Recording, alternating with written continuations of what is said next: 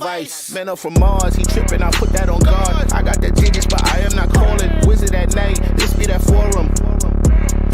I'm just stacked with that. Sunshine after that. Stacked with that. Sunshine after that. So yeah, you know, I had a conversation with her, but it's like the signals is always crossed. I mean, like, I say yes, cause she asked me to say yes. And then she's like, I didn't want you to say yes. I wanted you to understood that a yes was required to answer the question. I was like, what?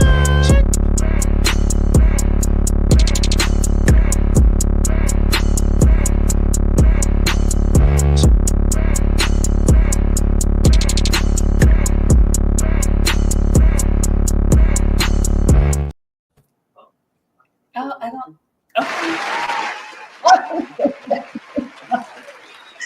Welcome back, y'all. Welcome to the spot, the Stacked After Hours spot. Welcome to the show where Generation X gets to say the quiet part out loud. I am your host, Natalie Cosby, and today we are talking about something spicy, especially after what has gone on in these last couple of weeks. Why are some folk in our generation still chasing the barely 20-somethings while others are totally over it? From Shannon Sharpe dating the 19-year-old to Tracee Ellis Ross out here being single, self-assured, and not settling for anything. We are going to be diving into those age gaps, dating dynamics, and what really loves me and to be loved as a grown-ass adult. So let's get right into it. Let's bring our panel into the room. And we want to get those cocktails for you because we want to hear your questions and comments for tonight's show. Yeah.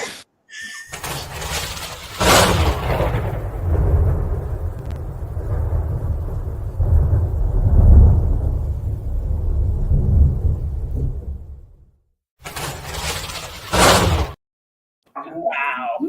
Hey, panel. What's up, y'all? Oh my God. We had the old, the new, and this is going to be lit. I love this panel because I feel like y'all are going to be unfiltered and just brutally honest about what's going on. I want to welcome back to the show my girl Cheryl in her blue room with her cocktails. In my royal throne, on my royal throne. Giving us studio in-house. Next, of course, is our boy Whitney Thomas, the disruptor. Lord, and giving only us a little bit. Only a little bit. And then new to the show, she's been part of Stacked Singles. I'm proud to have her Emmy award-winning Shoshana Guy. Welcome, Shoshana. Hello. Round of applause. Round of applause. So y'all, drop the bomb. Do you have a bomb sound? Drop the bomb. Where's the production guy? Shoo. And carry we'll take that. Just kind of magic dust. Exactly. So are we still? So let's really talk about what has gone on this last week and a half. Shannon Sharpe. Well, first it started with Tracee Ellis Ross, then Shannon Sharpe. But I want to kind of dive into Shannon Sharpe. I mean, what is the story behind older men dating younger women? Is it about ego, control, insecurity? I mean, when I think about myself at 19. I was probably in college, warming ramen noodles in my microwave, and purchased them the next dress at Wet Seal to go to the next party. So I'm like, what the hell is an NFL vet doing with a 19-year-old chick? I mean, what do you think? I'm just trying to figure out why I know folks are freaked out about it, but it's not anything new. And it was consensual. And some people's like, it's nobody else's business.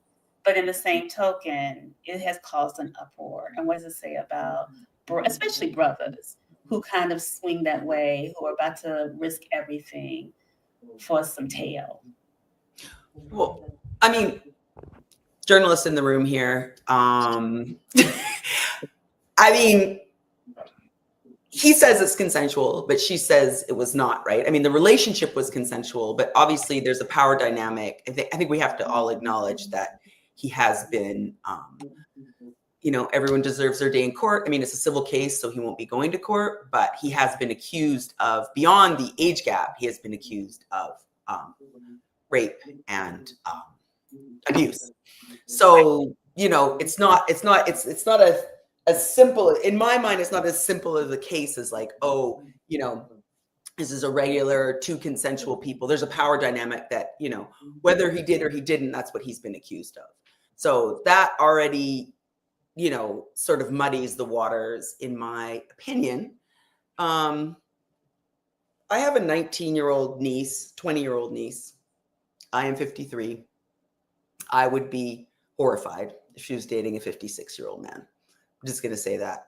I would just be, because I think that the power dynamic just can't be missed there. I mean, it's a power issue. And, of course you can go on an individual basis, but that is just, for me, it's just so young, and I mean, it's nothing new, for sure. But to me, it's like it's an issue around power.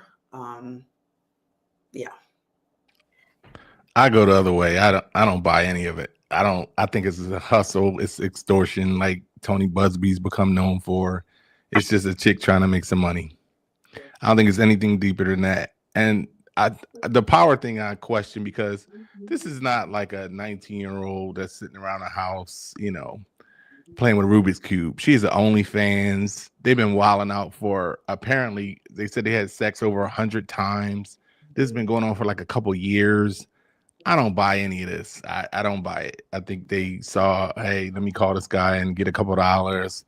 Anytime you talk to somebody and you find out they were already recording you on the phone, like, I don't know anybody that's recording people in phone calls already. Like, you're recording them, like you were friends with somebody now and they've been recording you for like the last 6 months on the phone.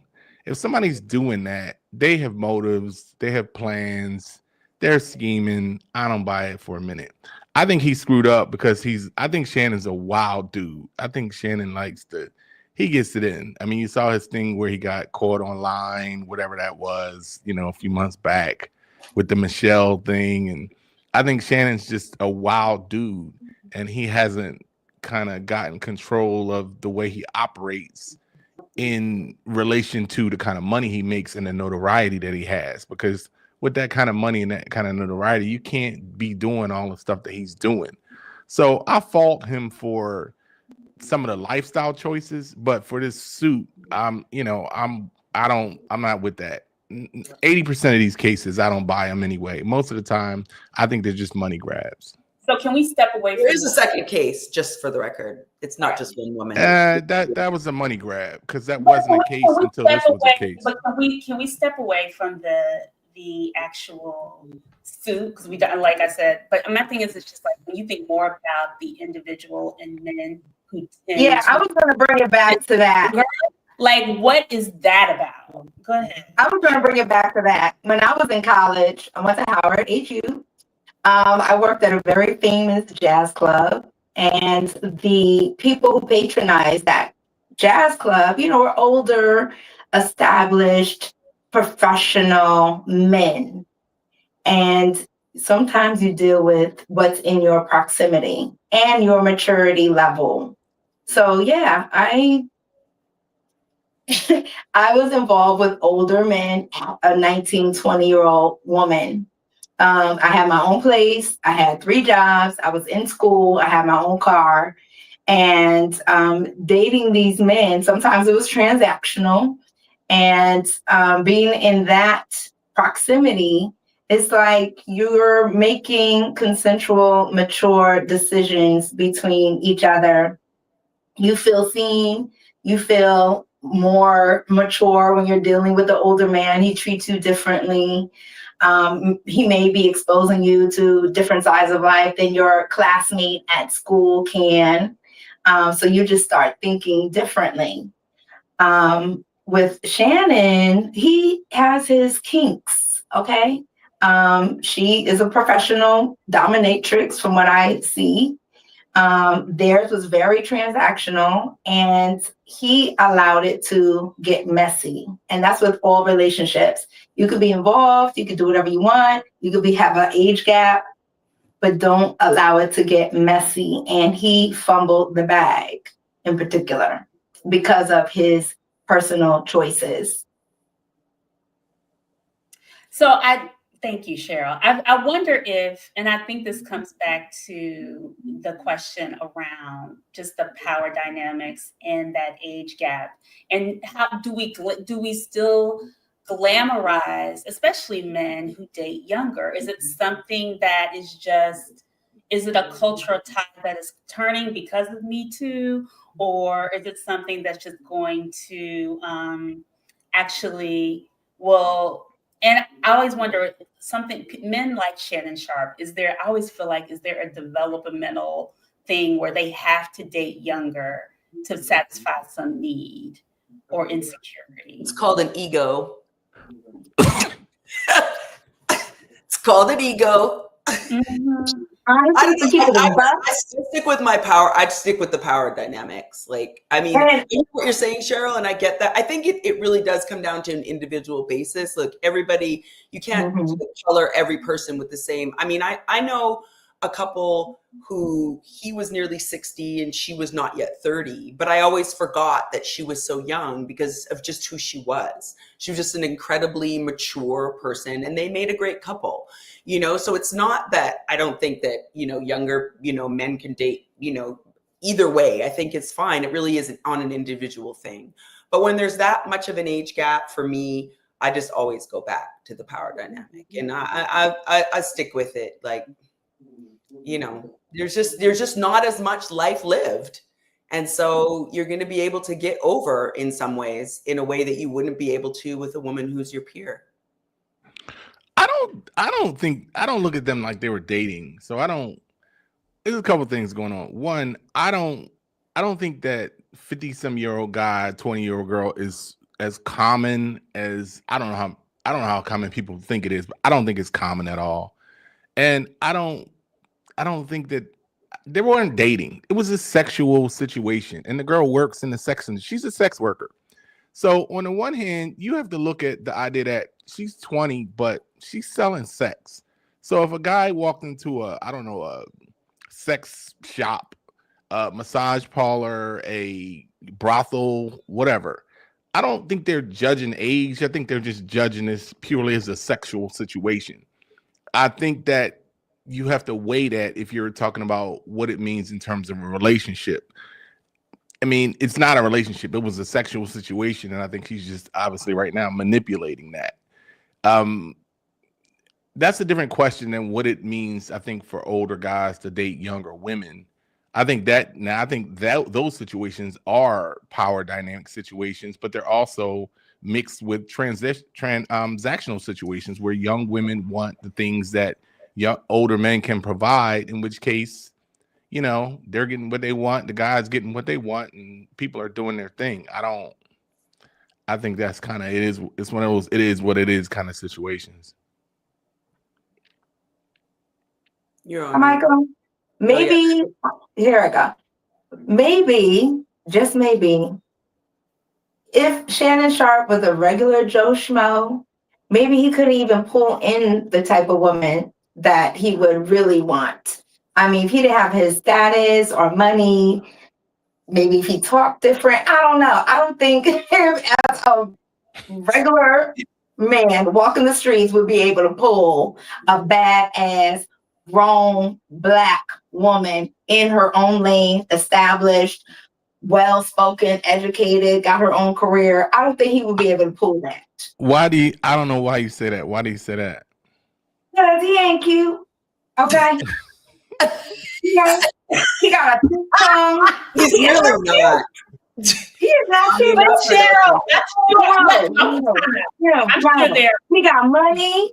He got a status. He's a pro football player. Someone You just know, said, he's let's talk about tall, how she but wasn't that they ain't nothing organized. cute about that man. And he got to pay for the peen. Okay. No, but I think sweet. I think it's. I wonder. I feel like it's more of a choice. I'm sure there are women that will go with Shannon Sharpe in a heartbeat because I He don't got think to pay for it. He got to pay for it. I don't know about all of He that. got to pay for it. He got to I pay don't for know it. about all of that. Well, where Shannon are they? Sharpe, Where are Shannon they? Sharpe. First of all, Where are they we then? gotta No, I ease think there are a up lot on of. Shannon. I think Shannon there are is a lot a of Hall women. of Fame football player. You Shannon know, Sharpe is a Hall of Fame tight end. Okay, Yeah. so Shannon Sharpe was a superstar he in got his a day. big, heavy tongue. No, He I can't have talk. to. I'm gonna have to Okay. agree with Brittany on this one. I think he can get the ladies if he. You can't. I mean, there's all kind of guys for all kinds of women. There's all kind of women for all kind of guys. So I'm not about to be judging who can pull women He and who wears a can't. purse. I'm not doing that. Okay. He wears tight clothes. I mean, his Okay. style might not be mine, but I'm just saying I'm not going to say. Rumor is he might be doing all of this to mask his real sexuality. I haven't seen that straight to me. Sorry, but right. Y'all His killing Shannon. sexuality is in question, so he has to do all these things to Y'all hide killing maybe his Shannon. real, true sexuality, his real, true desire. Very clownish. Well, but see, all right, here's the thing. I don't know how anybody can question his sexuality if you don't know him. That's something that people do these days that I'm not a fan I'm of. just saying what the kids They're are saying called on the street. every rapper has been called gay, every celebrity's been called And they're gay. probably right. I'm not into that. I don't, especially when you're a dude, calling a dude gay is not cool. And so people do that way too freely, I think. If people don't have paperwork on him being gay, I don't see that. Homosexual, former. Say that again. I said Kanye just came out as a former homosexual. Well, Kanye's a maniac, so I don't know what. You don't even know if that story was true with Kanye. You don't know. But I don't know if he's coming or going. One of the things that I remember, like, and we'll dive into Tracee a little bit later. But one of the things about Shannon Sharpe, and I feel like he's evolved in all areas in his life except with his relationship. And I'm not going to call it lack of evolve, but I feel like he stays away from Black intimate relationships with any woman that forces him to be vulnerable or open up. And I wonder, like, what is that about? Is that why he's constantly paying for these women? It seems like he keeps relationships very much arm's length and they're transactional because it's easier to deal with.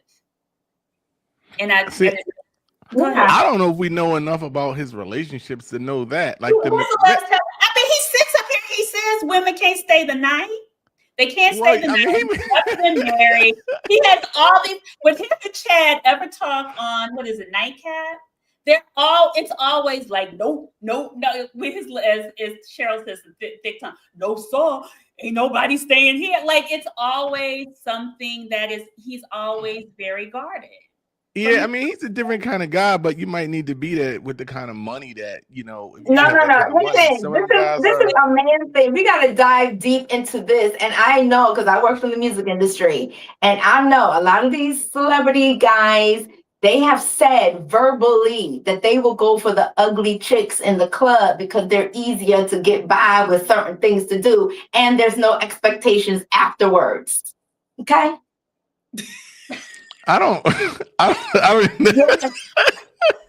know what that's connected to exactly. Like, so what is going on? The Michelle and they can have their way with these particular women with no expectations and wash their hands of them after they're done. They ain't gotta take them out to nice restaurants or go on shopping sprees or take them to a fancy hotel or introduce them to their mama. They want transactional. Are you talking about celebrities or regular guys? I think both. This could be guys who are celebrities who have fame and fortune they can get anyone they want because most of the women are looking for guys with money. So they don't need to lower their standards because there's so many women looking for money. There's a lot of athletes, especially, and celebrities that have rape cases too. There's a power dynamic when people have a certain tax bracket and fame, and they're still like out there drugging women and raping them. Why? When you can get anybody you want. Christ. Why? That's not a joke. Yeah, I mean, y'all just throwing around the raping and drugging like it's No, just something because that's it's going real. on like all over the place. Because it's I don't real. think We're that's not a throwing it thing. all over the place. It's a real thing. You don't think And they don't have to do that. They don't have to do that. Rape is definitely a thing. I don't know. So okay, time out. Let's get back to the real. Can we get back to why the psychology behind these choices? Shoshana, you said more about ego. I want to like how much does, because we always are kind, and even when I think about it's starting even younger.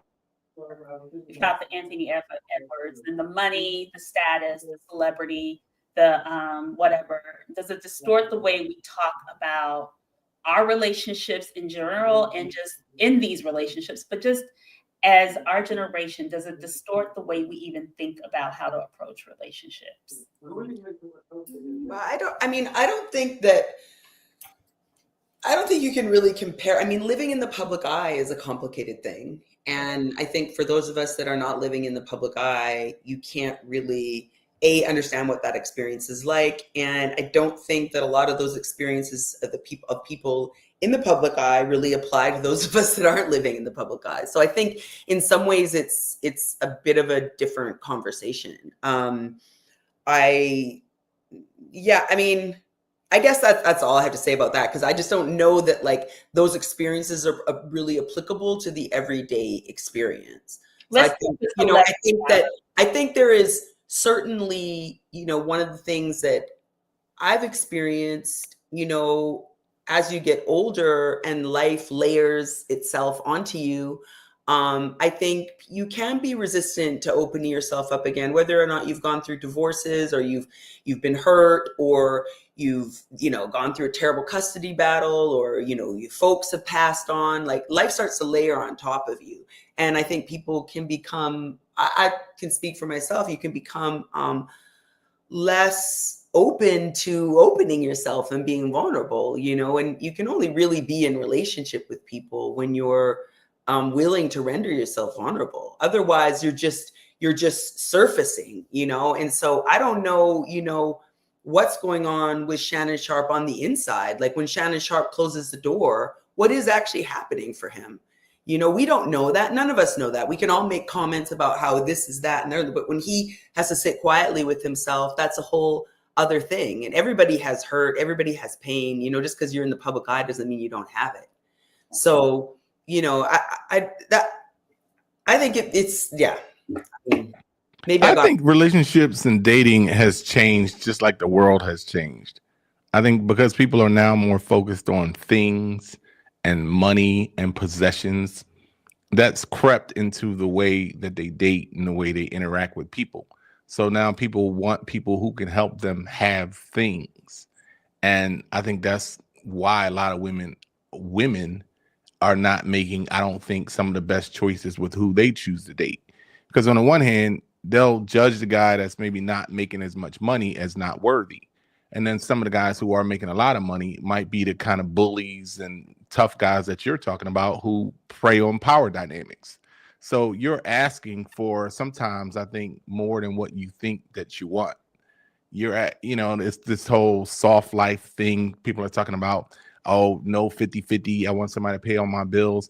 Well, somebody that pays all your bills is going to be more like your father than your partner. They're going to take care of you, and they're also going to have expectations of you in a way where you're obligated to do what they want you to do. I'm always surprised by how many women act like they want that when they don't really have those kind of personalities. It's like you want somebody to take care of you, but are you really just a stay-at-home, do dishes and laundry kind of woman, or do you want to be out in the world and with your Birkin bag, like a housewife of Atlanta? And if you want to do all of that, the guy's not going to be wanting you to do all of that. It's this weird thing going on where people want, I don't know what they want out of a relationship, because most of the time it doesn't sound like they're looking for love. They're looking for things. I agree with I think that. that's what you're seeing. I really agree with that. I think it's a huge problem that relationships have become so transactional. You know, I think obviously it's nice to be taken care of on both sides, but when you're like, to me, it is a values issue. It does come down to a values issue. And, my recipe is, I think I've said this to you before, but it's like, you take care of yourself, I'll take care of myself, and then together we could take care of each other. But if and I know, like, look, the independent woman thing is definitely a bit of a racket. Like, I'm tired. Girl, I'm tired. Like, I would love someone to share my bills with me. Like the stress of like managing my household by myself and just feeling like I don't have cover is exhausting. But I'm not looking for, I was just looking for a partner who we could share things with, and I think we do need to get back to that to a certain extent. It's like the whole value system around like, well, what can you buy me? And if you can't buy me, you ain't shit. It's kind of like a trash attitude. I gotta believe, I agree with Whitney on this. Yeah. Cheryl, you were shaking your head. I'm gonna give you the last thought before we move on. I mean, it kind of, thanks.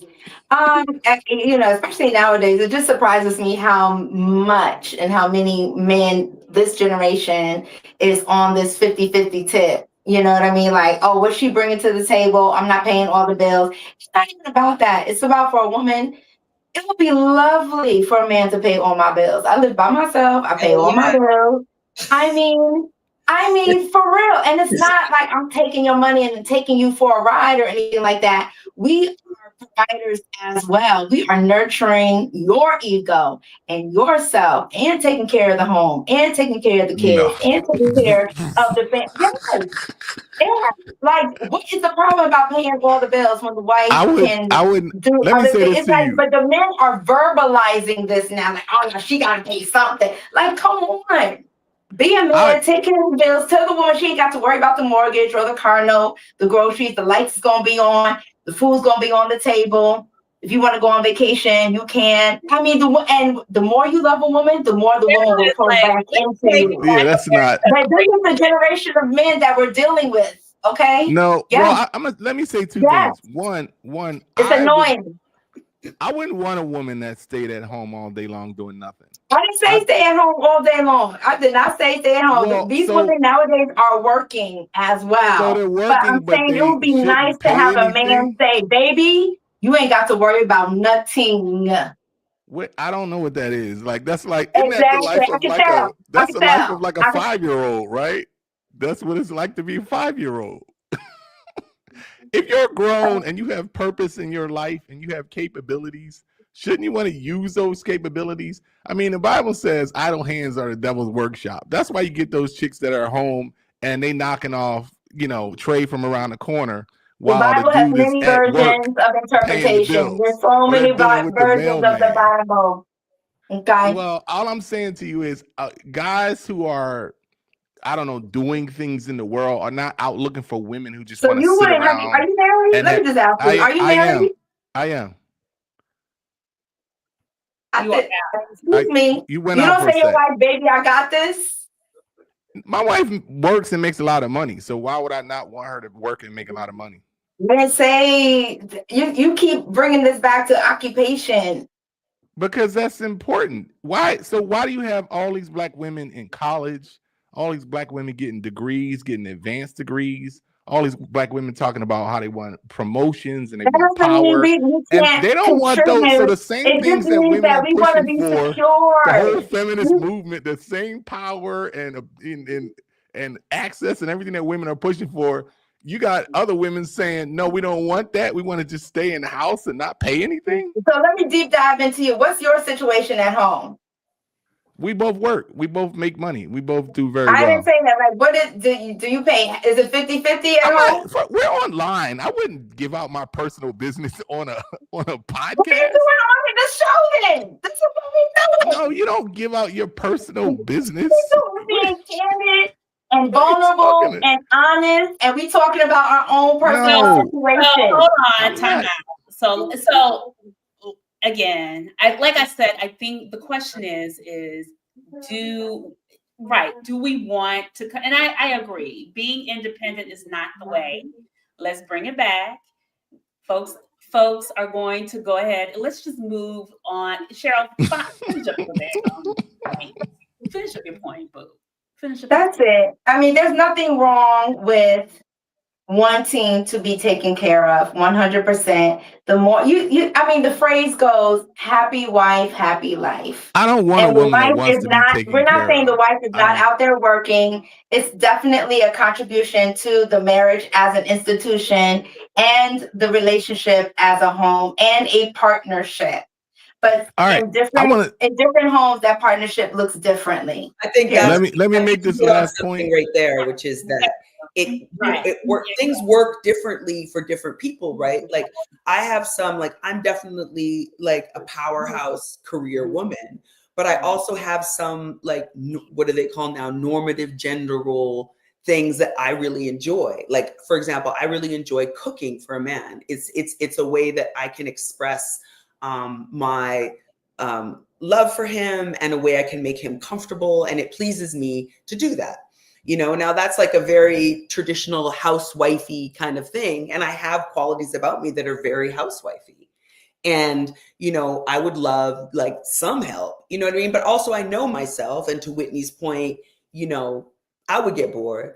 I definitely would, you know, so it's a balance. And I think it just depends on the person. Cheryl, I think you're right. Like I hear what Cheryl's saying too, because it's like, the warmth and like, you know, someone said to me the other day, was sitting with me and said, I'm enjoying the warmth and comfort that only a woman can give, you know? And I think that, you know, when you're, you know, a woman who's staying at home and who's being provided for, she is providing that. I think that is what Cheryl's saying, that warmth, that comfort, that, you know, the way that a woman can make a home. So women at work do that also. So I don't know. I'm saying I'm a woman who works, but I'm saying that like we want both sides of the coin. And let's also not forget that if that woman is at home with children, that is a full-time job, and that is something that no one can ever say is not a full-time job. That is a full-time job. So getting back to the show. This one is cracking me up. Talking about let's go into Tracee, because the funny thing is Tracee is one of those independent women, like a lot of us, not really but wanting love, but also chose to take other rights. So let's go ahead and just play what she said with Michelle Obama. Which part? I think Montaigne was queuing us up. Montaigne, sorry. I'm sorry. I had the Shannon Sharpe one. We never played it. I know, but go ahead and just play Tracee. One second. Anybody want to throw a point out in the meantime? I think Tracee Ross is a mess. She's a mess. One of her things is my focus went out. It's not a film. Exactly, your focus went out. Right. No, on the camera. I think Tracee Ross has been in Hollywood. She's been in Hollywood. She's been in Hollywood way too long. Don't do that. Let's not do that. Thank you, Montaigne. Younger men. Mm-hmm. And a lot of it is because... Let's stop on that, folks. Reasons. I mean, we've talked about this, that often I date younger men. Mm-hmm. And a lot of it is because... Let's stop on that, folks. Oh my God, we had a great dinner. We had a great dinner, by the way, where across the table, your husband goes, but why? And I said, well, maybe because I can. Yes. This is what I'm saying. Tales from Tracee's. It's fun. It's really fun to share. Tracee tale. But I'm sorry. But one of the reasons, though, that because I had to ask myself that question, I was like, what is this about? Yeah. Because I want a partner. And so often, and it's not just that I'm older, I'm also very embodied. I am a full, very whole person who knows myself, who is in charge of my life, and who lives a very full, just robust life. So it's not just age, it's like life experience and sort of a difference. But I had to ask myself the question, why? Why does this keep sort of coming up other than they're hot and gorgeous? There's that. But a lot of men my age are steeped in a toxic masculinity. and have been raised in a culture where there is a particular way that a relationship looks. And anything that starts to smell of that for me, I did enough of it where I was controlled and felt like I was a possession or whatever those things were, or prize and I have no interest in it, and I will not do it again. Like I said, a mess. She's a mess. Why is she a mess? She has viewpoints that don't make any sense in the real world. First of all, she has that, I call this group the Weirdo Coalition. Now, I won't get into who's all part of it, but part of that group is the real strong feminist movement. If you're sitting there talking about how all men your age have toxic masculinity, you're already a mess. You're a clown. Because one, you haven't met that many men to make that assumption. And two, I don't know who you're meeting. Maybe you're meeting the wrong people. But the idea that all men your age have toxic, when you even use that kind of language, you're already on a weirdo tip. And that clip didn't include the next part that she said, which was that she'd been out on dates with men. Now, listen to this closely. She has a problem with men who she's been out on dates with who had a problem with gender fluidity and homosexuality. This is a straight woman out on a date with straight men, wanting those straight men who are interested in her to be interested or cool with or whatever with gender fluidity and homosexuality. If that's not that you're on some whole other issue at this point in your life, I don't know what is. Because no dudes, I'm 57. No dudes in my age group. I don't know. Actually, I don't know any dudes, like masculine, regular heterosexual dudes who have any interest in gender fluidity and any of that other stuff. It's not a thing. So her mindset is so warped by where she's out in Hollywood. She's been out there so long and she's lived her whole life in that kind of bubble. I don't know what she's doing. I mean, it's the same chick that's talking about she's dating younger guys because they're hot. She's a mess. I wouldn't take advice from her on nothing. And then the fact that Michelle Obama is sitting there amen cornering, she probably been married for 30 years. What are you talking about? What is she talking about? That whole show was a clown show. I said it. Okay. Go ahead. First of all, I just want to say, I love my brothers. Okay. I love my brothers. I'm going to just say that. I love Black men. I'm going to ride or die for Black men until the end of my life. But we have to be kind and good to each other. Like I just saw somebody pop up saying that Tracee is a failure. She's not a failure. You may disagree with what she has to say, but she's not a failure. She's hardly a failure. She's done a lot of stuff. And she has really interesting points of view. I mean, I think that she is genuinely her own person. I think that when you're a woman who has a certain amount of power and is a powerful woman, is a creative woman, you can feel like suffocated or made to feel smaller by men. And I think that is part of what she's saying, that she doesn't want to dumb herself down. She wants to be, cared for in the full version of who she is. And, I don't know. I mean, I understand what you're saying, Whitney, about the gender fluidity, like that feeling not resonating with you. But like, I don't want to for me personally, I don't want to be in partnership with someone who's homophobic. I don't want that. For me, all I'm saying is straight guys don't care about that. Let me finish that. Like for me, there's space in my life for all people who love whoever they want to love. That is their right. And I personally am not going to want to be with someone. I think that's what I heard her saying, which is that I'm not going to be with someone for me that is not okay with the gay community. I mean, but why? But I don't get. Well, let me first say I don't get that, because I don't know what is it that you want a straight guy to do with the gay community. I don't know what that is. I'm not saying you have to have actors. I'm just talking about just leaving and not being. I'm not supporting the gay community. I don't believe in homosexuality, so I'm not supporting something I don't believe in. And that's your right to believe that, but that's not her opinion. Is what saying she doesn't want. Right, it's not for everybody. About the person that she's dating, that's your right to agree with that, but that's not what she feels. Her generation. I this goes back to the thing of evolution. And somebody said, even a brother said, men have not evolved in that way. And I'm wondering, is that one of the things that where there's become like a gap in our generation. I can tell you exactly what it is. You know what it is, Nat? What it is women think they understand how men think, and they don't. It's that simple. No. A straight guy does not have any interest in anything related to homosexuality. Zero. So this concept, which has been created by Hollywood, the same people who are writing these stories are the people that are involved in that lifestyle. They want to promote that lifestyle, so they want to normalize that lifestyle. People who are not into that don't care about it. They don't want to see it. They don't want to talk about it. They don't want to have anything to do with it. And women want to tell a guy that you should.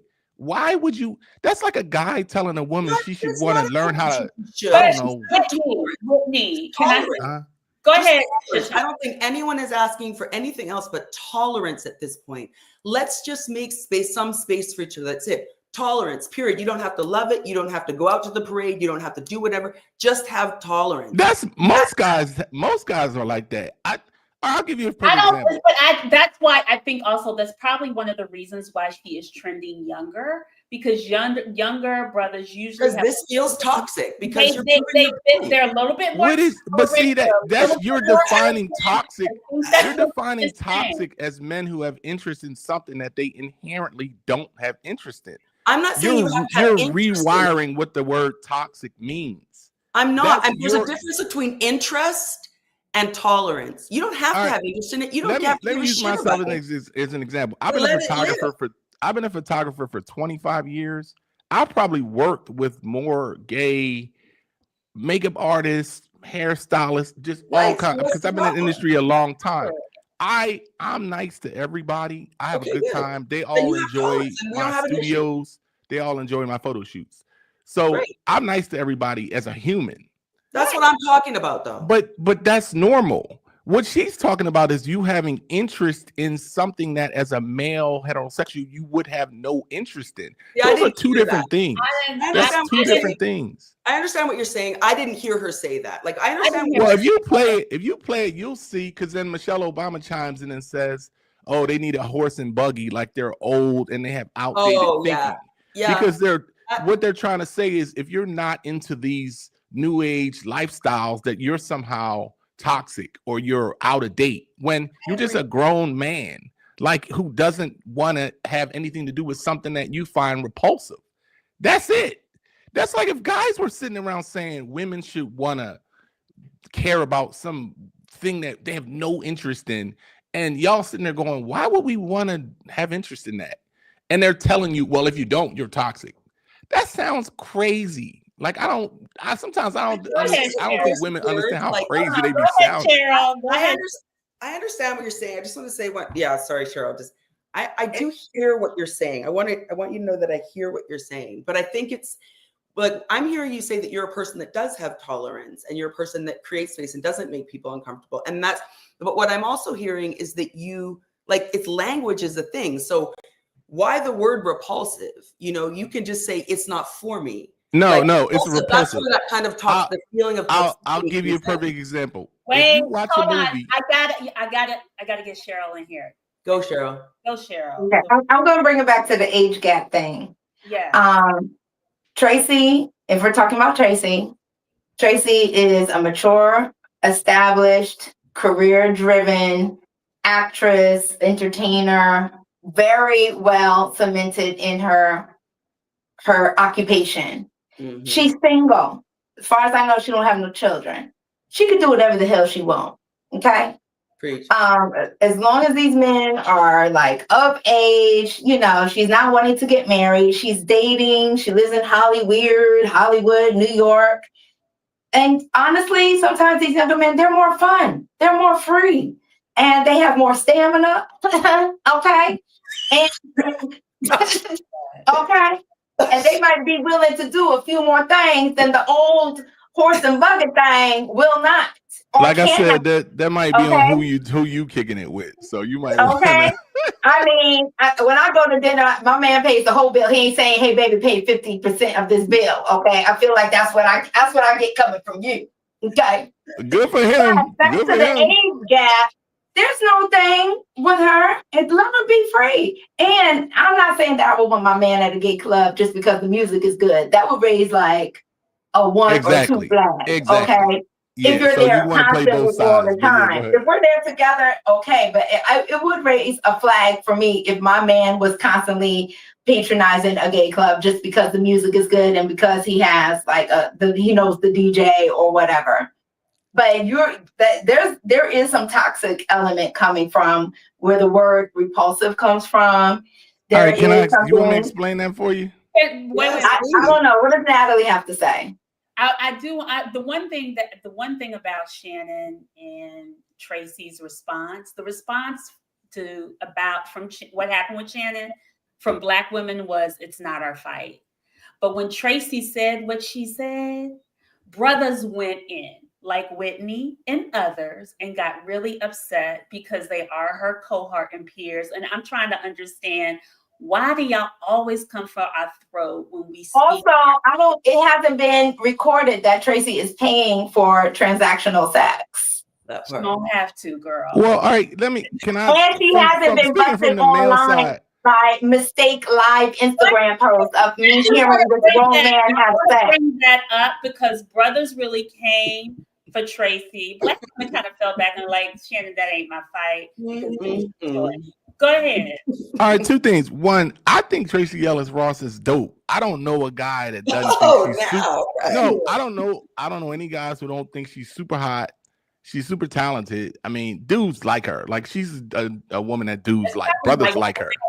Brothers like her. Okay, she's in that group that brothers would go there heavy. Okay, but she's on an interview saying men her age have toxic masculinity. I mean, that's if a dude my age said women my age have this, like some broad brush statement about women, that would be whack. That would be whack to say. Shannon is around her age, I'm going to assume. He has issues. And Shannon, he has issues. But and he does need to sit by himself and figure out why he's putting himself willingly in these situations in the public. And why said you're that willing Shannon, to fumble the bag over the snowflake cheek. And I said that Shannon was a mess. Why Uncle Shay? Why? I'm the same person that said Shannon is a mess and he doesn't have his life under control. He's a wild dude that hadn't figured it out. Shannon has issues that he has to work on. I'm not defending what he's doing.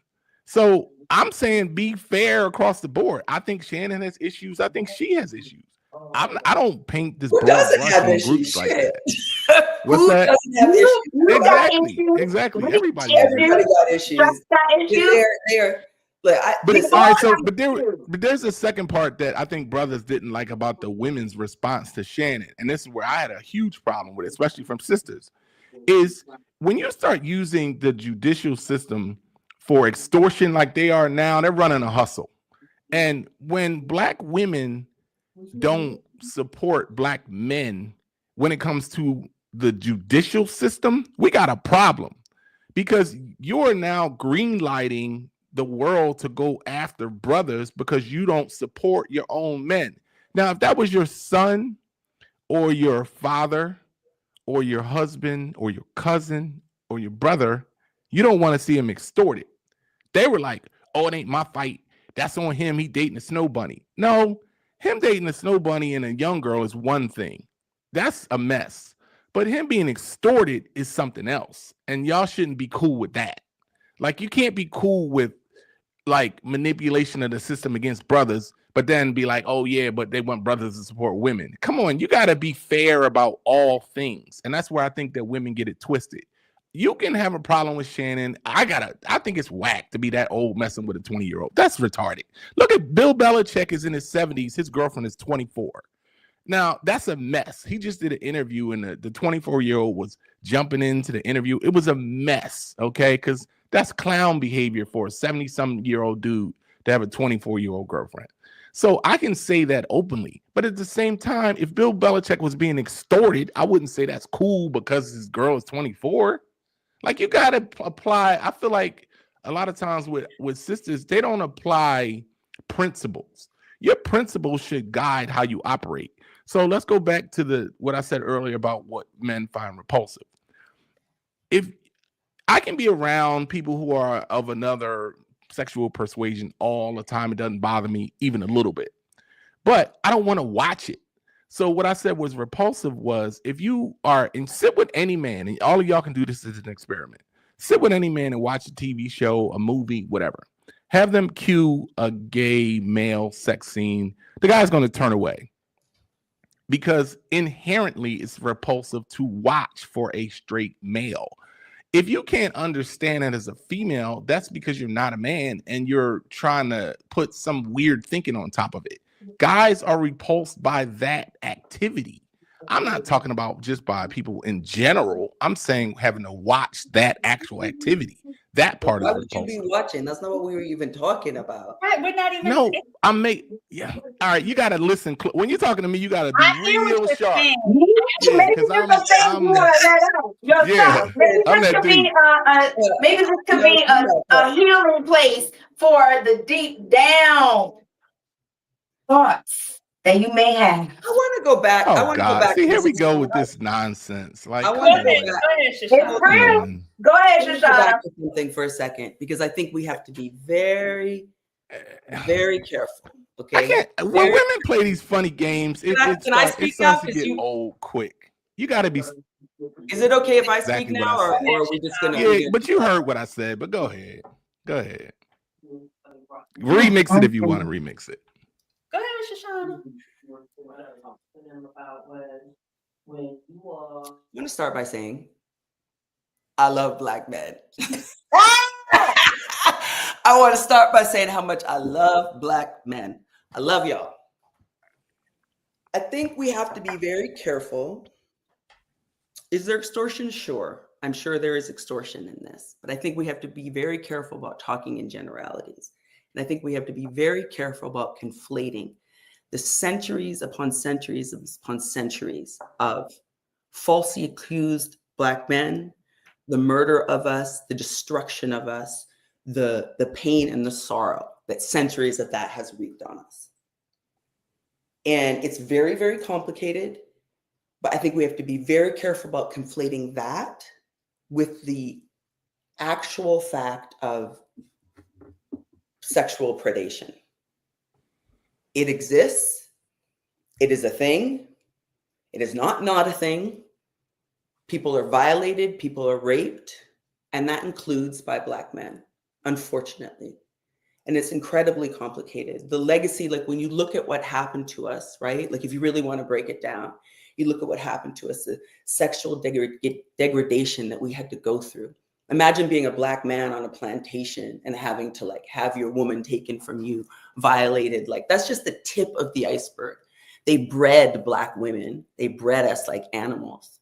And then over the centuries, that like gets more and more complicated, right? And so people have the capacity to play things out on each other that are absolutely awful. And I think we have to be careful because it's very complicated. There's a judicial system that has fucked us over so badly, but there also is the reality of sexual predators. And so I pause when the reason why I'm saying that is I get not all, we can't paint it all in one brush. Not all court cases are just extortion when it comes to sexual violence. And that's just. But we're not talking about all court cases or sexual violence in general. We're just talking about Shannon Sharpe. And Shannon Sharpe's situation is, did you see the girl's text messages? Yeah, I'm not. This girl is not a victim. This girl is not a. Wait. Whitney. Take it off the mic. Listen, she's not a victim. He chose to put himself in this situation. It was consensual. It was transactional. He got messy. Something got messy. And now it's out. Now he's losing. He's fumbling the bag. Okay, with ESPN, his integrity, his reputation, his family. He had to apologize for going live on Instagram for the first time. And they gave him a pass. And now you're in with this little young chick doing freaky things that you paid for, and you're being messy. That's what it comes down to. Get somebody who can really have your back and be as freaky as you want them to be. That is possible as well. I don't disagree with any of that. I don't disagree with any of that. I'm saying that I think most people think that. But the thing is that it's always on a spectrum, right? It's always like, yes, there's a Shannon Sharpe. All of this I agree with. It's all ridiculous and just like it's a gong show, right? But there are real cases that go back. I mean, there are cases. R. Kelly, for one, like it goes on. Like these are like, so those cases are also on a spectrum. We can't just say that like the judicial system, like, I'm sorry, but R. Kelly should be in jail and I hope he stays there. What I'm saying is you can separate the idea that he had this relationship that he probably shouldn't have had from the idea that you're cool with him being extorted. And that requires some nuance. And if from what you see online, you don't see a lot of nuance from sisters. Sisters are like, F him, he with a white girl. I don't care. He don't mess with us. I don't care what happens to him. Any age, I agree with that. I agree with you, Whitney. I agree with you there. But it happens. Say that again. It could have happened with any gender, any race, any age. Okay. It's just now these two incidents with Shannon Sharpe, Uncle Shay Shay, came too close to, I don't know if somebody has an agenda against him. I don't know if he was on the verge of a big deal, because we also know that they like to hold Black men down when they're about to acquire something larger financially. So this could be a whole agenda against him. Who knows? Maybe he pissed somebody off. Maybe the girl was trying to get some more money. I don't know. We don't know all these things. In which case, what I'm saying is why throw him under the bus as a Black woman when he's a Black man? Why are we talking about Shannon Sharpe right now? Why is it also so out of the box that he also could have raped someone? That is also on the table. It is. I'm not saying he couldn't. I'm saying I don't think he raped her. The same girl that's into, we don't know. The same girl that has an OnlyFans into bondage, into give me money for sex, is the same girl you're saying after apparently sleeping with him 100 times over a couple years is somehow the same girl that he did something to. That I want $50 million. Sex workers are raped, and so are wives. So what? I guess that's why it was never a criminal case. She never called the police. It's just give me some money. Yeah, if you believe that, I got a bridge in Brooklyn to sell you. There's a lot of people who are sexually assaulted that do not call the police, that go back to their Stockholm syndrome person. There's a lot of domestic situations that happen in marriages, in the home. The COVID pandemic situation brought a whole lot of that out. People were afraid to stay at home during the pandemic because they were living with their assaulter. You know what I mean? Look at Bill Cosby. There was plenty of women who went back knowing that they were drugged because maybe he paid for their tuition or their career or whatever. Some people have different tolerances of what happens to them. And some people want to get a check. So we could probably leave that part there. People out trying to get checks. That's what's happening. All things are true. And people are messy with their dick. Here's the thing, guys. All scenarios are true and possible. Let's just leave it at that. All scenarios are true and possible. People are complicated. It's nuanced, and all things are possible. So can I bring it back to what Tracee Ellis Ross is talking about with Black men, our generation being toxic, and the divide that's going on in us trying to come together.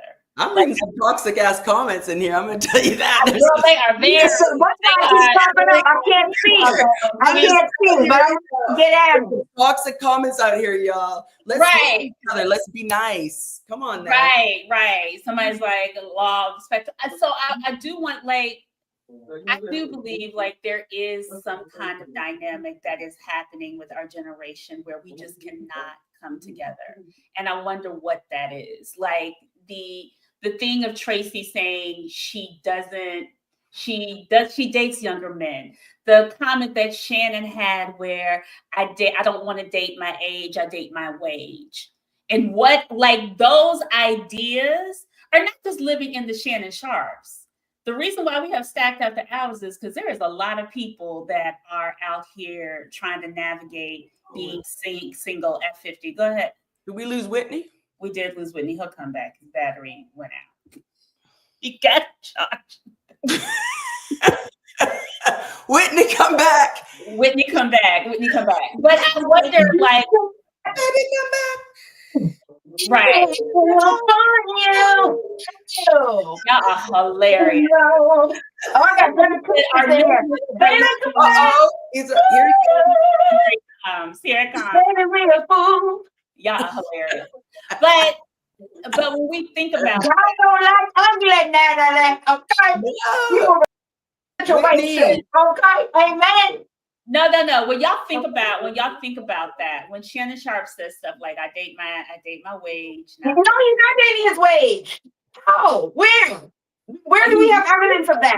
Wage to get the woman he wants. It all just lacks vulnerability. It's all just so sad. It's all just so violent. It's all just so toxic. Do you feel like, so as women, do you feel like we lack vulnerability? Yes, absolutely. You have to work for that. Like, I'm working for it in my life. You're working for vulnerability in your life. Yeah, I do think that, like, for me, I'm just going to speak for me, but I do think that, like, if you want to think from a man's perspective, I do think that women in some ways need to soften.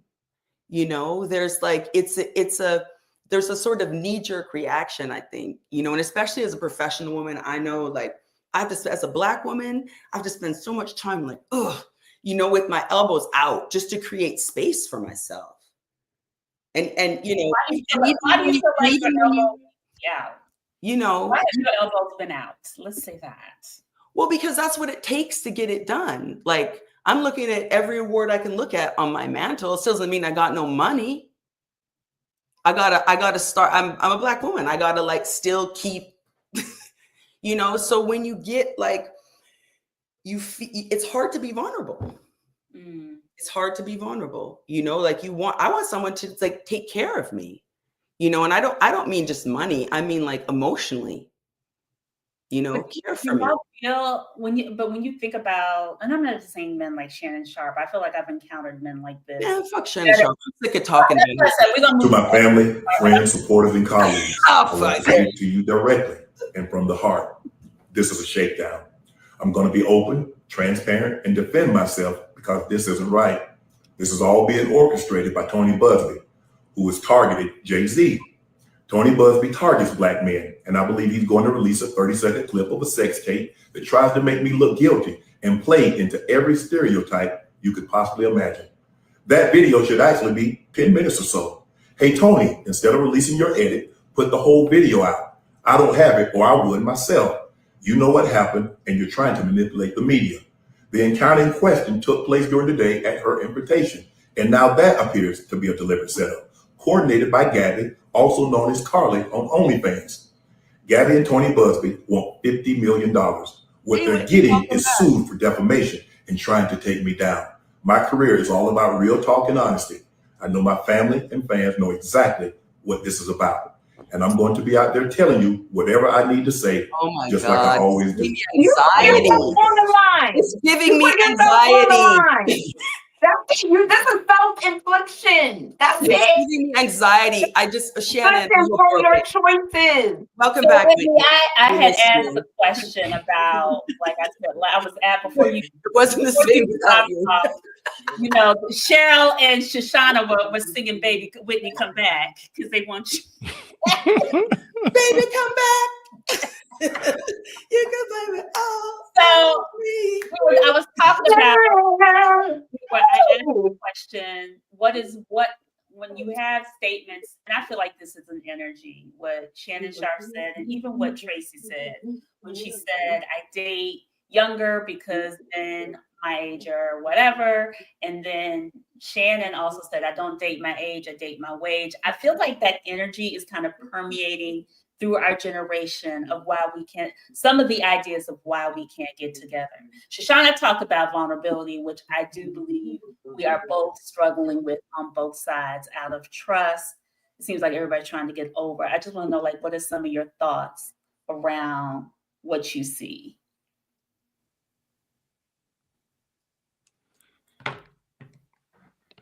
I think people are just getting it wrong all over the place. I don't know. Generalizations are killing people. Like her coming on and saying men her age have toxic masculinity is clown behavior. Shannon talking about dating his wage is clown behavior. And people are getting the results that you get from clown behavior. I think you also can't rule out the fact that people's outcomes are matching their approaches. So if you running game or you conniving, you scheming, you whatever, you get what comes from that. And I think people are getting that. And so there's a lot of people not being successful in dating and in relationships because they're not doing maybe what they should be doing. They're approaching it the wrong way. They got the wrong motives. They got the wrong ideas. They got the wrong belief systems, and they're paying the price for it. And I think that that's how the world works. You know, the energy you put out is the energy you get back. So all these women chasing soft lives and money are getting, you know, played by guys who can dangle soft lives and money in front of them and knock them off and keep it pushing. So, I mean, you know, I was a young dude that was in the streets dating super hot women for years and years and years. I lived in the DMV for a long time. I'm from Philly, and playing women who want money was like one of the easiest things to do. Take them to a nice restaurant and, you know, it's whatever. Because they thinking, oh, I'm gonna get this, I'm gonna get that. And the whole time you playing, I'm like, I wouldn't kick it with you anyway, because you're just like a sack chaser. So people can tell who you are. If you have nefarious motives, people can see that. That's why all them housewives chicks are all divorced, can't keep a relationship, but they all flashing Rolls Royces and Bentleys and Birkin bags. And, you know, I'm Fly Betty and I got a soft life and look at this and look at that. Meanwhile, they lonely and a mess.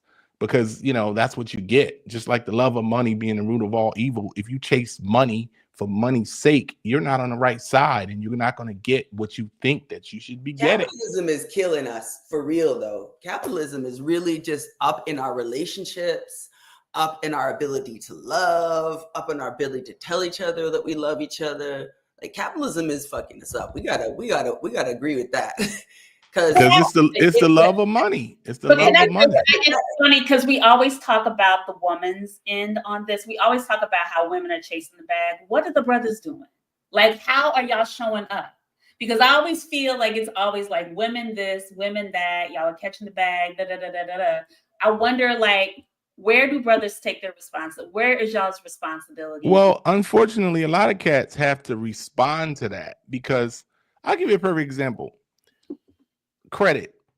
If you're, say, a 25 to 35-year-old woman, you probably have better credit than a 25 to 35-year-old man.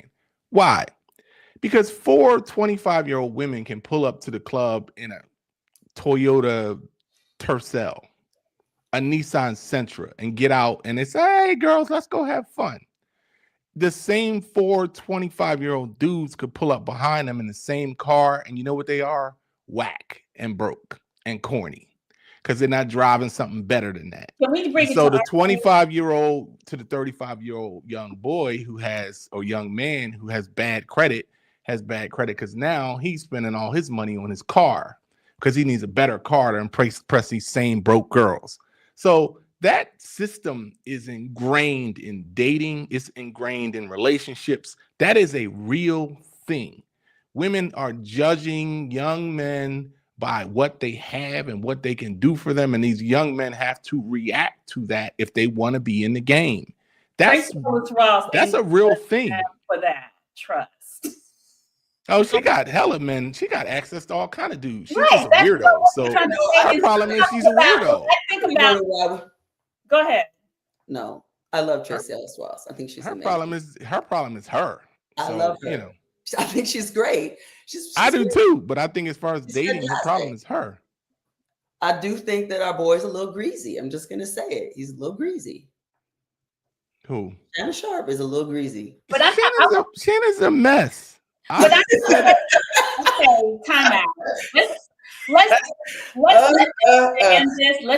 talking about it now. Let's talk about something else. This is getting boring talking. No, I said expanding it beyond Shannon Sharpe or whatever. I'm talking about just folks in our generation and how we are moving. Yes. Like how do we rectify what's going on with us at this age in dating? Like the things that we're seeing. I mean, it's easy. I think it's easy. Go out with people who you think that you like. Did you say you were married? I am married. He's not even in these to hear streets. this. He's not even in these streets. He's talking about is Right. easy. But I spent enough time in them to know what I'm talking You about. still And what I'm want to pay saying is, bills in the house. I want to hear this. We are in these streets, okay? hang out with people that you like, not who you want to get something from. That'll open the pool of people that you can hang out with precipitously. You'll have much more people to choose from. Whitney, Women are judging dudes and they're wanting to excluding have a dudes. long relationship with. I would just like to say, talking about generalities, because I totally agree with you with the generality, but it's also like all women aren't doing that either. And too many women are. I personally would like some credit for not doing that, because I hold my integrity to a very specific place, and my integrity is not built around money and capitalism. So and I that's don't. good. You'll probably get better results. Well, I mean, not really. You know, so it depends on demographics and geographics, and dating in New York City is a whole nother beast. I recently changed my attitude. I'll tell you that. I recently changed my attitude, and I will tell you that I've gotten much better results. What did you change about your attitude? What did you change? What did you change? I decided that there were lots of amazing men out there. Instead of there being none, I decided there were lots of them. And I decided that I was going to ask them for what I needed. Great. Wish I'd figured that out 25 years ago. But it just switching my perspective, right? And being like, instead of being like, it's trash, all these men out here are trash, it's not this, it's not that, it's not this, it's not that. Like, I'm trying to be loved. Life goes by quick. My mom just died this last June. Life goes by quick. We don't. And you said it's been different since then. It has. So doesn't that kind of validate my point? I haven't disagreed with everything that you said, but I'm saying that we're talking about the same thing, because I think the value around money, we agree. Where we do agree is around the value of how capitalism creeps into dating.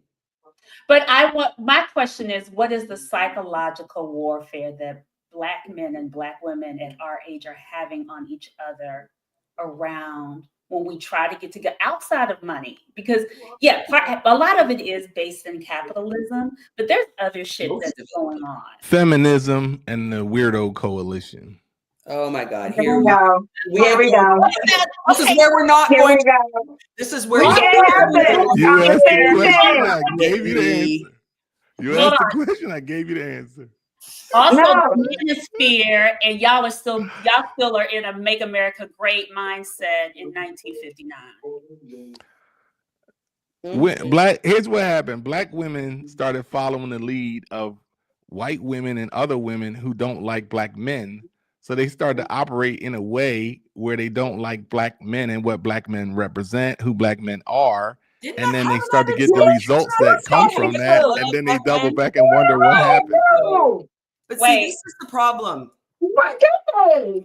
How many times I said I love Black men? Let me say it again.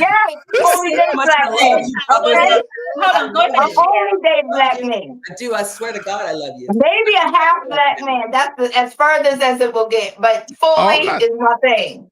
I'm not saying you don't date Black men. I'm saying that you when you start taking cues from people who don't like Black men, you start to have problems.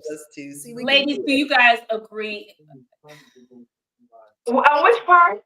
I'm sorry, it's so many. You said to feminism, that is our psychological issues with Black men, Black women. No, we just want to find a single Black man that's alive that wants to be into me, and I want to be into them. Hallelujah. Yeah, that's right. You know when I've said this before. Toxic, bro. You most issues. I'm toxic for your household a little bit. I'm just saying, what year and element did you come out of? My God. Christ. You just want to put a nail in somebody's coffin. If women were out there with that perspective you just described, they would be living lovely lives. It would be not in New York City. Not in New York City. It's a whole nother beast. Hold on. Somebody in the comments said, I love Black men, but they treat me like shit, in my opinion. That could be true too. That could be true too. But there's so much. But you have to put that. You have to allow. It only is how you allow yourself to be treated as well. So if you see signs, you have to exit stage right. If you see a red flag, you have to recognize those things. It depends on your self-esteem and how you were raised or how you were developed and the decisions you have decided to make for your life. If you try to stay around for a man that treats you bad, you got to bounce. There's plenty more. Keep it moving till you find your person, as they say. Let me say this. I think there's another issue at play that we don't give enough credit to. Black people, I like to use like animals in a cage as a good example of America. America is if you took 100 white people and put them in a cage and put in food for 200 white people. Black people, America is you put 100 black people in a cage and you put in food for 20 people. The mindset that creates over hundreds of years is going to have some impact on how people operate, how they interact, how their worlds are shaped, how they see things, what they believe in, all those things. And so you can't disconnect Black life in America and the struggles that you deal with, the pains, the issues, everything from the police to getting a loan. There's so many things to hiring. There's so many issues where that comes into play. It's going to have a negative impact. So I think it's almost naive to not realize that every element of our lives over time has been negatively impacted by who we are and in which country we're in.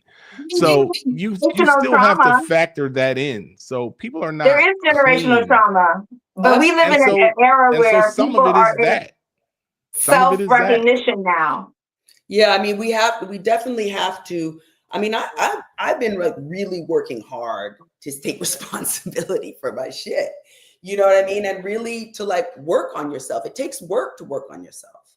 You know, it's not just, it doesn't just come, you know, and I think we have to like, listen, y'all, like real talk, like we have to take care of each other. We're all we got. So like we have to stop, like as Black men and Black women, like we have to start taking care of each other again. Like that was my problem with Shannon Sharpe, though. That was my problem with Shannon Sharpe.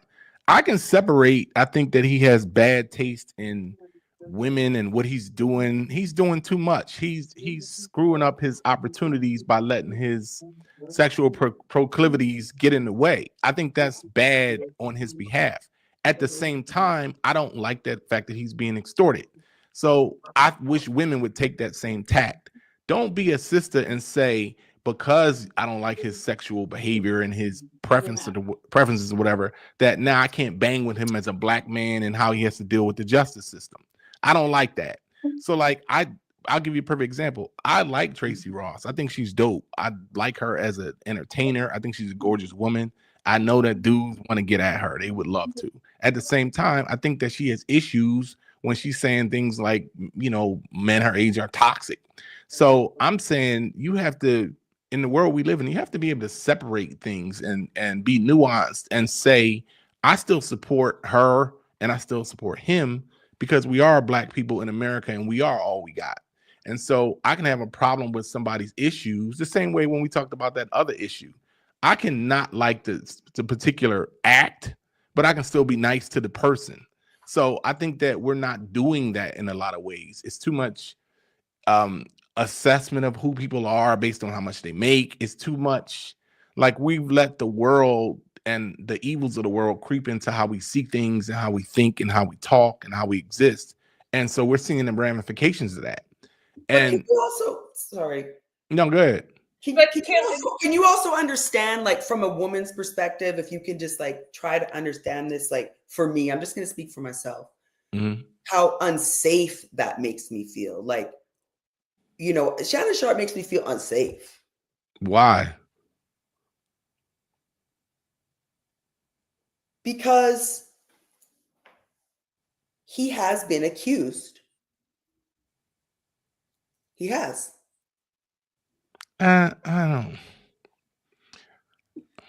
I might feel the same if it wasn't $50 million attached to it. Can I say something? Can I say I'm gonna try to bring together why I feel Black women feel the way they do, right? About Shannon Sharpe and like it was his choice. Because there are so many sisters that would embrace him and embody him that he continues to make choices that do himself harm. Like those, like you are continuing to choose, and that's fine. Monique told his ass. Right. Monique has told him, his friends have, and you choose how you want to choose. But don't.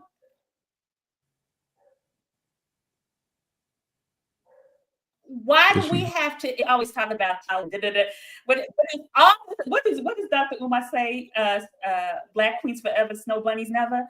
And then you get up here and you constantly are calling out your guests when they go younger. Negro, please. Now let me say this: if you were to look at my Facebook page where I talk about different issues, for years and years and years, I've just dogged out these young brothers who you see at the NFL draft with their white girlfriends. All the Tiger Woodses and we just found Saquon Barkley's and all these cats that get money and get a white woman. I'm not with that at all. Okay, so if you were to look at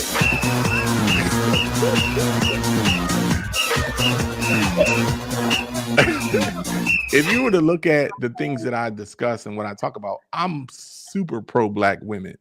I'm pro black women getting power, getting money, doing their thing. I'm all for it. I'm also for brothers supporting sisters. I think that it's whack when dudes get money and then all of a sudden they got white women on their hip. I don't understand that in the slightest. I don't get it. And so I'm that same dude. I'm just saying people have to have, if you live by principles, I think you're good. I think that what happens in a lot of cases is people's principles shift based on who they're talking about.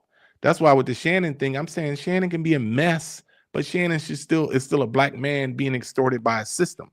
So you got to be able to recognize that, even if you know he's a mess. You know what I think Tracee Ellis is dope. He's getting his due. Listen, you know what punishment for these poor choices he has made. Okay. I don't mean how is it his due punishment? Yes. How do you calculate he made poor choices with a man of his stature, and now it's coming back. Go ahead. I can't. This video. What is this? Stop.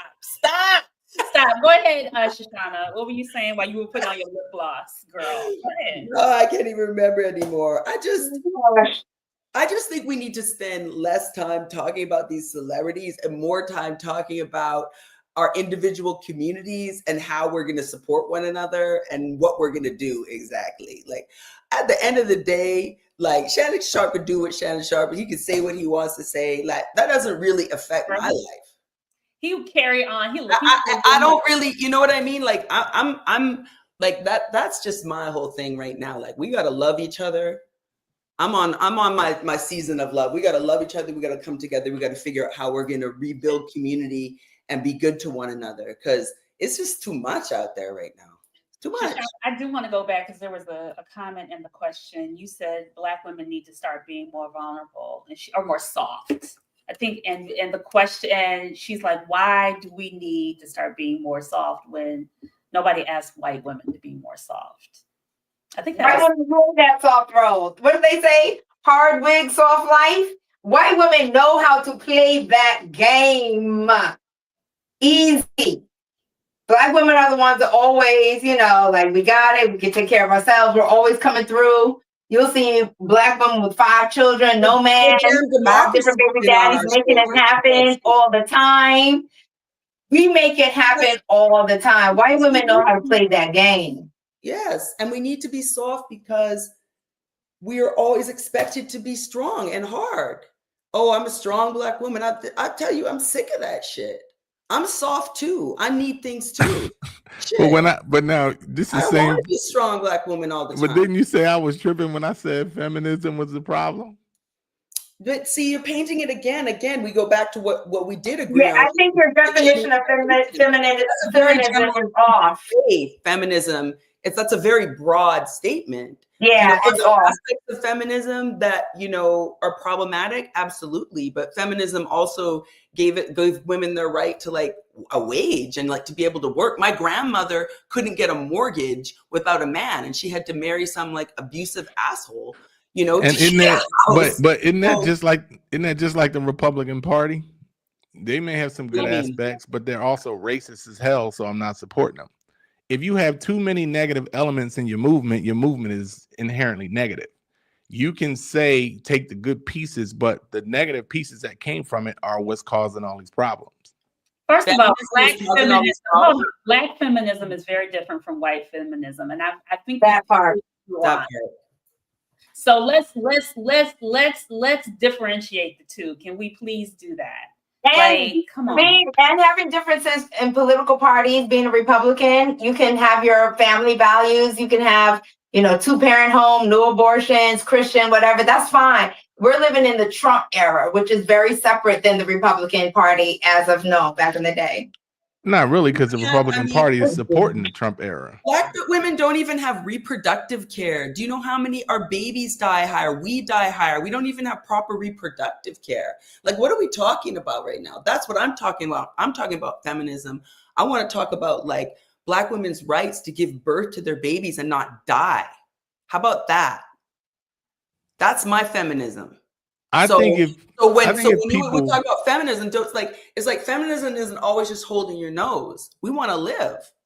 I'm a huge proponent of supporting women. I support women in everything that I do. So I'm behind you 1,000%. I just think that some of the elements that have been interjected into the Black female mindset are things that are anti-Black men. They're anti-positive, useful relationships. Can you share with us what is anti-Black men that Black women are perpetuating? What are they? Give me examples. One of the things are like power dynamics. It's like if you want to act and operate like whatever, if you're into roles, say you believe in roles, and roles play some structure in a relationship or any situation, and you take on the role of what would characteristically be considered a male role, then you're going to have conflict because you're a woman acting like a man in a male-female relationship. And that happens a lot. There's so many sisters who operate like low-key bullies. And then they want things to work out in a relationship when you're dealing with a guy that's like, I'm not talking to a woman that has that kind of attitude. Like you, I don't know what you think you're doing. That's part of that. I'm strong Black women. I don't need no man, Black girl magic. And it's like, all right, well, do you, boo? You're going to be by yourself. And we're seeing that. So what's happening is when you see, here's what's kind of funny about it. Here's what's kind of funny about it. Basically, your wife pays all the bills in the house. That's a strong Black woman you're looking for? No, that's ridiculous. What are you talking about? That's ridiculous. I think you're saying. Only 50%. Only 50%. Let me help you out. Relationships should be cooperative. They should be helpful. They should be partnerships that are complementary. They should be useful things that move you forward. I don't know what you're talking about. It's like I don't know what you're doing, but I won't even get into that. But so all I'm saying is if you have the right mindset in how you approach dating and how you approach men as a female, I think you'll get great results. What people aren't doing, ironically, I think a lot of sisters aren't looking at, you're not getting good results, but you're blaming the outside world. Tracee Ross is getting bad results because she has a bad viewpoint, and she's getting the results of having a bad viewpoint. According to who? The scoreboard. According to her saying, she actually said, great. She seems like she's living a pretty dope life. Hold on. She actually said in that interview, she said she had to. It's an hour and 28 minutes and 47 seconds. What time is this thing on the channel? In that same interview, she said she had to grieve. What she said, she had to grieve the results of her dating, like grief. Yes. So she's not winning. She's not. You can say whatever you want. She said herself she had to grieve the situation. She grieved not having a child. Yeah. Which is part of her situation. Right, but she said she's also she's happy to be like, she's happy where she is. She's fine. All I'm saying is if you have a basketball team and you're losing by 50, at some point you got to go, maybe we're not that good, or maybe we're not doing it right. So you can't have a million sisters with bad attitudes saying it's not working out and never looking at themselves in the mirror. At some point, you got to go, you know what? Like, Shoshana, you said you changed how you were looking at things and the results are better. Yeah. That's all I'm saying. People are not doing that. They're not doing that. Why is it like I'm saying something crazy? You're not saying anything crazy, Whitney. I'm not saying that women are not, like I said, I always feel like women are in some form in constant reflection, whether it's good, bad, or indifferent, or they trying to figure it out. What I rarely hear is brothers reflecting on where they are, because there's just as many brothers who are getting it wrong. Now, y'all have numbers in y'all's favor, but I've had plenty of men on this show that are still trying to figure it out. And it all can't be placed on us. I don't think it is that, but that goes back to when I was saying that people are we're in a world right now that's really, it's a negative place to be. Yes. There's a lot of negative dynamics at play. Yes. A lot of relationships have become adversarial. People often say they're transactional. They're not just transactional. A lot of them are also adversarial.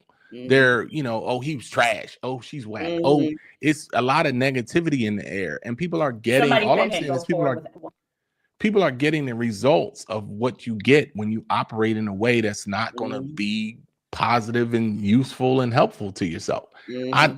At some point, people have to say everybody's getting it wrong.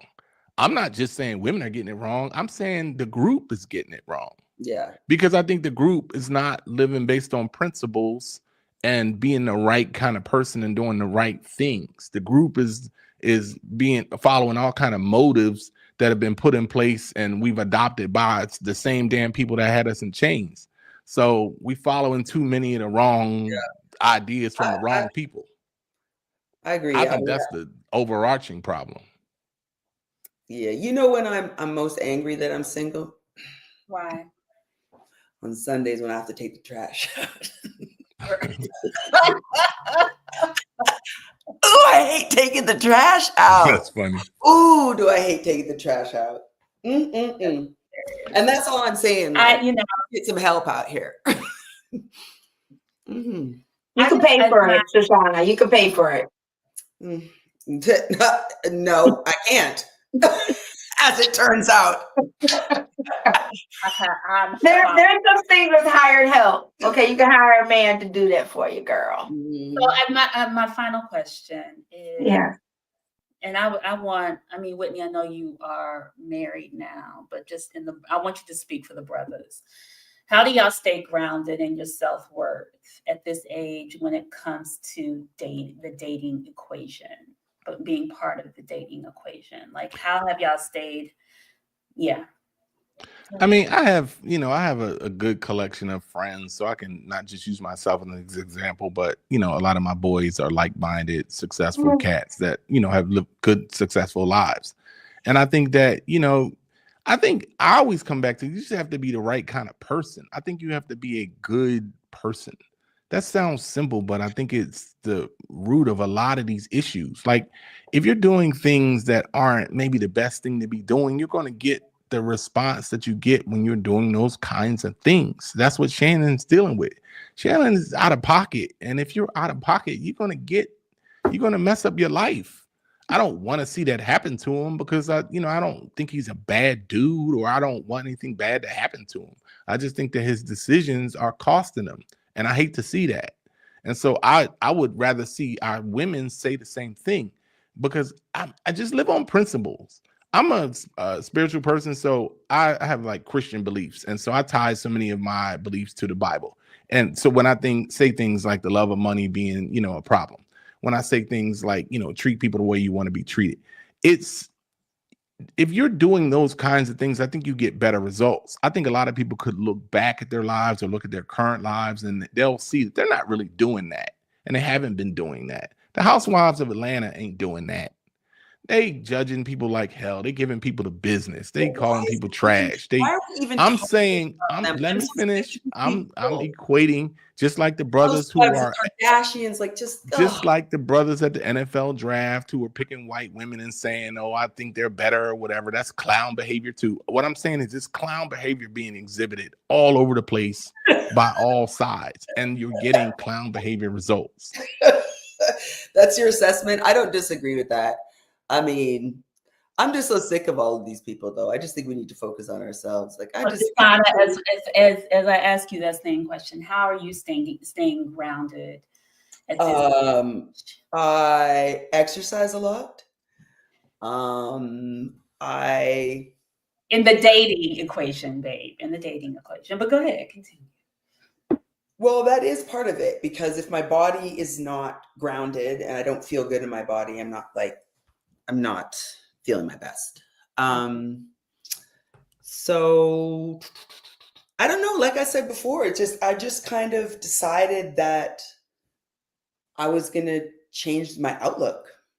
And it's really about my approach, and it's not always like, it's not easy, like some days are not great, but you just have to kind of keep working at it. You have to kind of like just do your best every day. Shoshana, before I move to Cheryl, what's one thing in your outlook that you feel like you've changed that you would share, that you think would be helpful? I think I've really worked on loving myself, and really feeling centered in myself, feeling like balancing myself, having a spiritual life, having a physical life, having a,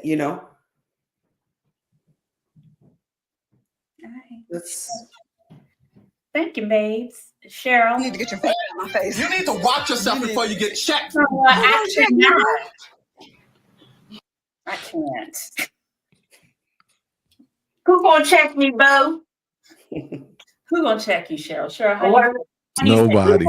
Who's gonna check me, boo? How you gonna stay grounded in this dating world?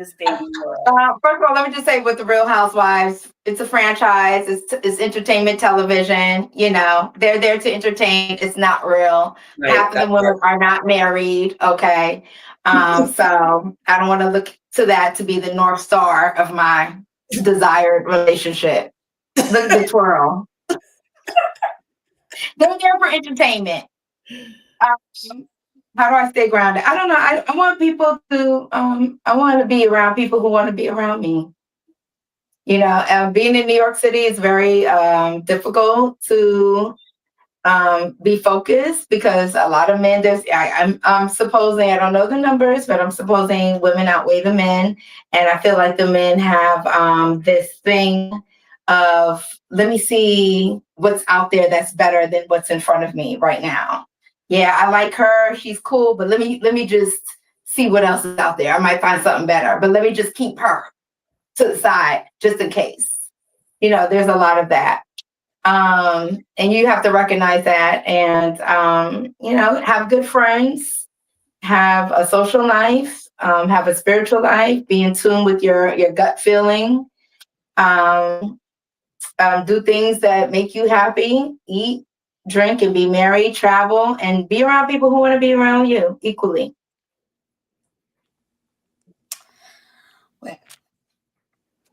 Wow. Girl. Yes, girl. I wish I could see all the comments. I'm on my royal throne right now. I can't really see. Thank you for participating out there. Are there any comments? Are there any comments we want to address before we dip out? Any. Somebody. I do want to end this on a peaceful note. Shannon Sharpe needs to get his life together, among many other people. He could date whoever he wants to date, like I say, but now you're being really messy with the bag, and with your integrity, and with your relationship with your family and your employers and your friends. Like it's embarrassing at this point. Like, get it together, Shannon Sharpe, Uncle Shay Shay. Get it together. Wheel it back in. So we're going to take this into the after party. My final thought is the real truth is it doesn't matter who you're dating, whether it's up, down, or not at all. Your worth isn't tied to a relationship status. How young or old the person is or how one looks shouldn't really matter. It's about how they make you feel and if it's mutual. So don't let society try to trick you into thinking that younger or older means better, or being alone, you're lacking something. And as Generation X, we know better, we should do better, and we are better. And being alone and lonely are two different things. Amen. Love y'all. Thank you. Coming to the after party. We're going to continue. Be nice to people. Cheryl. Thank you, Whitney. Thank you, Cheryl. Thank you, Shoshana. You're welcome. Hi, y'all. Yeah, I said it. I said it. We're going to continue this. I'll see y'all later. Whitney.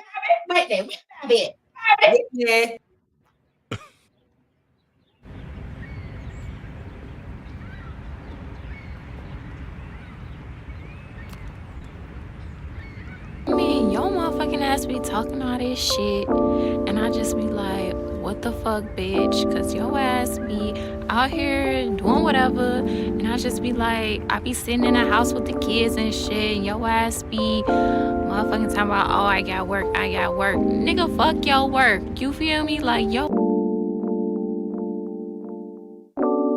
Yeah, I understand how you feel, but feelings are trivial when it comes to what's really real. You see, the thing is a human being is revealed to the energies of the universe, and it hurts when we feel like somebody's attacking us, and we try to protect the ego and we go backwards. But we supposed to be moving forward, and something is there telling us this, but we just ignore it. Yeah, I understand you ain't feeling me, shit, and understand I ain't feeling you. And everything that you see in me that you don't like, just understand that it's still in you. And while the revenue of your negativity's killing you, I've been losing myself, trying to find a better you. We expect from others what we barely do. The world is big, shit, we barely know what we barely knew.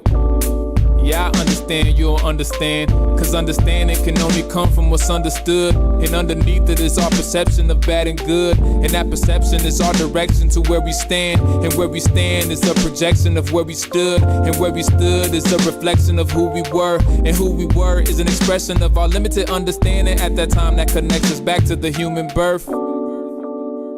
Do you know your worth? And I don't say that so that we can overvalue ourselves, thinking we're more than what we are, when what we need is honest humility. You feeling me? From beyond the infinity, infinitely, I'm phenomenal me. And it's not an anomaly that we never saw what we never see. The truth is we'll never be what we'll never be. Free, black dolphin, black dolphin. Free, black dolphin.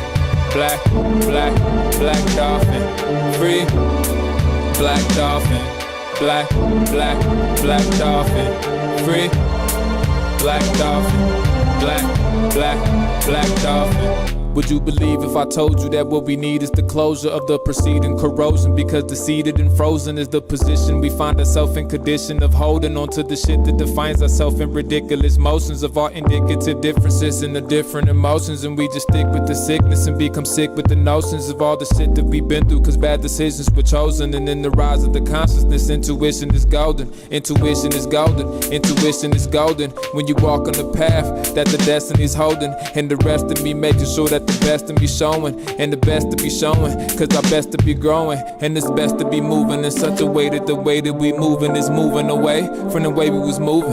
And it's best to be living out every day in a way that we can be proud of our life on the day that we lose it. I see it all. We constantly facing the face of the mirror, the catch of the matrix, and back to the basics and fundamentals of living amazing and dying amazing. The eye be blazing and causing us to see it all. From beyond the infinity, infinitely, I'm phenomenal me. And it's not an anomaly that we never saw what we never see. The truth is we'll never be what we'll never be. Free, black dolphin, black dolphin. Free, black dolphin, black dolphin. Free, black dolphin, black dolphin. Free, black dolphin. black dolphin, free, black dolphin, black dolphin, free, black dolphin, black dolphin, free, black dolphin, black dolphin, free, black dolphin, black dolphin.